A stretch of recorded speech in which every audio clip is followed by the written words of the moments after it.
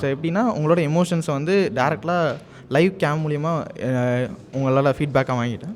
நமக்கு ஃபீட்பேக்காக என்ன தரும்னா, நீங்கள் இப்படிலாம் சோகமாக இருக்காதீங்க, உங்களுக்கு என்ன வேணும்னு சொல்லுங்கள், நான் வேணால் கேம்ஸ் விளாட்றேன். அந்த மாதிரி அவங்க லைக் மெனி ஐடி ப்ரொஃபஷனல்ஸ் இப்போ ஸ்ட்ரெஸ் அந்த மாதிரியான இது இருக்காங்க. ஸோ இதுலேருந்தும் வந்து லிங்க்டின்லேருந்து எங்களுக்கு வந்து கமெண்ட் பண்ணியிருந்தாங்க, எங்களுக்கு இந்த ப்ராடக்ட் கிடைக்குமா. நான் வந்து ஃபுல்லாக இந்த டிசைன், இந்த ரோபோட் எப்படி டிசைன் பண்ணலாம், இந்த ரோபோட் எப்படி வச்சா மற்றவங்களுக்கு எப்படி நல்லா இருக்கும், மற்றவங்க ஃபீட்பேக்லாம் வாங்கி அதுக்கிட்ட மற்றவங்களுக்கு ஏற்ற மாதிரி இந்த ரோபோட்டை டிசைன் பண்ணி வச்சுருந்தேன். நான் வருண்.